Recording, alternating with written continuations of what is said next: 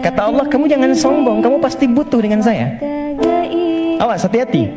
Setiap manusia pasti akan diberikan oleh Allah situasi untuk menyebut Allah, untuk menunjukkan dia makhluk bukan Tuhan. Makanya kata Allah, orang sombong yang gak mau berdoa minta pada aku, paksa dulu. Kalau sampai dipaksa pun gak mau berdoa, aku tenggelamkan di neraka jahanam. Innal ladzina yastakbiruna an ibadati, sungguh orang yang sombong gak mau berdoa, aku tenggelamkan di neraka jahanam. Awas, hati-hati. Karena itu seringkali kita mengalami situasi yang situasi itu memaksa kita berdoa supaya menyebut Allah dan mengakui kita bukan Tuhan. Allah membuka jalan, peluang pada setiap orang untuk berubah jadi baik. Nggak ada manusia yang sempurna. Fala tuzakku anfusakum, kata Allah, jangan merasa diri paling baik, jangan merasa paling suci. Semua orang pasti pernah punya salah. Saya pun mungkin sekarang kelihatan bagusnya aja karena aibnya nggak dibuka. Kalau dibuka mungkin ada katakan nih, ternyata ustadz ini buruk juga, ustadz ini kotor juga. Jadi ini peluang dalam Al-Quran menawarkan, ayo berubah jadi baik. Semua orang pasti pernah punya masa lalu yang kelam, tapi orang hebat itu yang bisa merubah yang kelam menjadi lebih baik di masa datang. Karena itu orang hebat disebutkan dalam Al-Quran, orang yang ketika dia merasa salah, dia berubah menjadi saleh. Karena itu dia ambil cara untuk tobat. Karena itulah Nabi memberikan isyarat, Allah sangat mencintai pelaku maksiat yang tulus bertobat dibandingkan orang soleh yang tidak pernah merasa salah. Tuh, jangan takut kehilangan rezeki, jangan pernah mencuri, jangan pernah ngambil punya orang, karena punya kamu akan saya berikan sempurna. Kamu ngambil punya orang, maka kamu akan menyulitkan diri sendiri. Itu akan dikembalikan pada yang berhak. Ya, turun Quran surah ke-51 ayat 22. Dirinci, begini cara nyarinya. Quran surah kedua ayat 168. Kalau anda ingin cepat baru bergerak, rizkinya sudah dapat. Quran surah kedua ayat 172. Ada yang dahsyat, dia belum keluar, rizkinya yang mendatangi dia. Jadi nanti di Al-Quran ada 8 jenis rizki. Di antara yang paling hebat, ada yang belum anda datang, rizkinya sudah menjemput. Ada orang mendatangi rizki, ada rizki mendatangi dia. Kalau ada orang-orang yang hidupnya kasar, ya mohon maaf sekali, lisannya berubah jadi kasar, tindakannya berubah jadi kasar, itu boleh jadi ada yang salah dalam pergaulannya, kata Nabi. Ya, maka itu Al-Quran menurunkan Quran surah ke-49 ayat 13 untuk membentengi itu semua bagi orang-orang beriman. Ya, kata Allah, ya ayuhan nasu inna khalaqnakum min dzakarin wa untha wa ja'alnakum syu'uban wa qabaila lita'arafu inna akramakum indallahi atqakum. Ya, Allah turunkan risalah takwa untuk membentengi orang-orang Islam, orang-orang beriman supaya tetap baik dalam kehidupan. Karena kata Nabi, kullu mauludin yuladu 'alal fitrah, semua yang terlahir itu punya fitrah. Fitrah itu ada dua, fitrah keagamaan, ya, sebagai kaitan roh kita, spiritual kita. Kedua, fitrah kebaikan. Makanya jadi manusia itu pasti baik. Kalau ada orang yang tidak baik, kata Nabi cuma satu masalahnya, lingkungannya. Fa'abawahu yahwidani au yunasrani au yumajjisani. Dalam konteks kehidupan yang luas, ini lingkungannya membentuknya jadi salah. Salah bergaul dengan orang tertentu, salah mendapatkan masukan, salah mendapatkan informasi, salah nonton berita, salah baca, salah mendengar, dan turunan-turunan yang lainnya. Itu yang menjadikan perilaku menjadi kotor. Ustaz, apa hukum meninggalkan sholat wajib? Karena saya lihat akhir-akhir ini banyak sekali orang meremehkan dosa ini. Baik, apakah dosa besar atau kecil? Dosa besar. Meninggalkan sholat hukumnya dosa, dan dosa besar, apalagi sholat wajib. Orang yang sengaja meninggalkan sholat hukumnya dosa besar. Orang yang meremehkan sholat saja disebut munafik oleh Quran, tempatnya neraka jahanam, apalagi yang sengaja meninggalkan sholat. Sungguh orang munafik itu berusaha menipu Allah. Fisiknya kelihatan sholat, tapi sebetulnya dia enggan menunaikannya.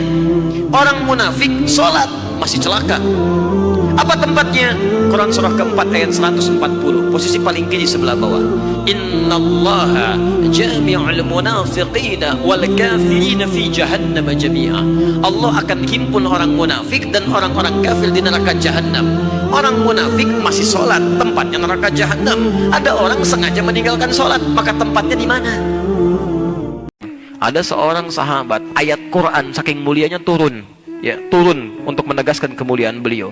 Kemudian lebih dekat ke surganya, dekat dengan Nabi, ahli masjid, jarak rumah jauh ke masjid. Masjidnya cuma alas yang biasa-biasa saja, ya, tiang-tiangnya pelepah kurma, atasnya rumbai-rumbai daun kurma, panas kepanasan, kalau hujan pasti bocor, dan dingin kedinginan, masih mau ke masjid sampai adzan di masjid.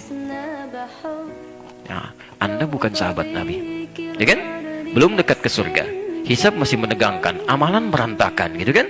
Ayat Quran tidak turun pada Anda dan tidak menegaskan keutamaan Anda. Ya Masya Allah, saking mulianya Allah berikan segala kenikmatan. Dekat dengan masjid, yang jauh ada kendaraannya, masjidnya enak, nyaman tinggalnya, karpetnya mulus, bagus, ada AC-nya, setiap kajian direkam, ustadznya datang sendiri, kadang-kadang dikasih snack juga. Belum mau ke masjid juga, Anda mesti dikasih apa lagi?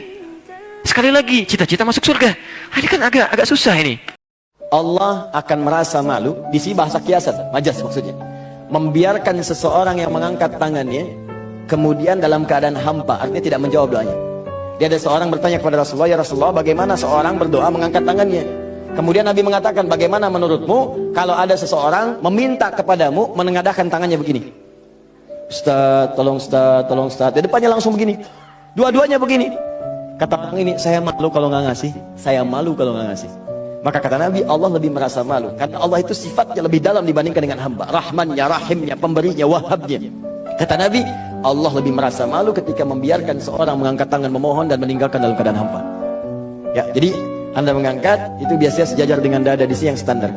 Kalau saya biasanya mendekatkan seperti ini dan menggabungkan di antara jemari di garis-garis yang ada ini. Kan garis kita itu kan ada garis kan, kanan kiri. Ya, biasanya kalau saya mendekatkan begitu kemudian menyatukan dan meluruskan lalu bermohon kepada Allah. Cara berpikirnya begini, kalau cuma urusan dunia, aduh, kecil. Jangan bersaing dengan orang-orang yang belum beriman. Cuman dunia.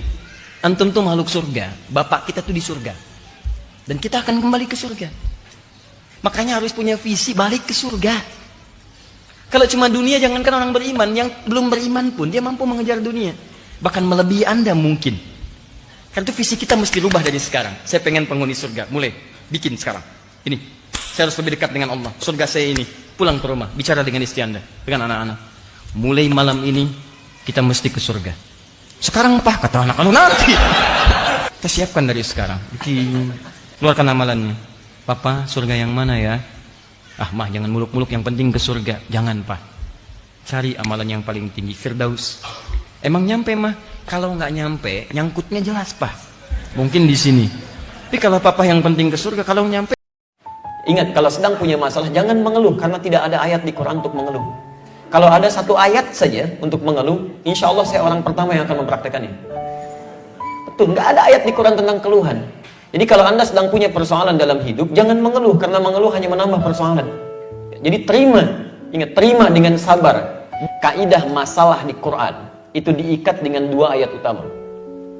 Ayat pertama ada di Al-Baqarah ayat 286. La yukallifullahu nafsan illa wus'aha. Allah tidak mungkin memberikan ujian persoalan hidup pada seseorang kecuali ia mampu mengatasinya. Mustahil Allah menguji di luar batas kemampuan kita. Mustahil itu. Kaidah kedua, inna ma'al usri yusra. Seberat apapun persoalan, kata Allah, akan selalu ada solusinya. Tolong tanamkan di benak kita kaidah itu.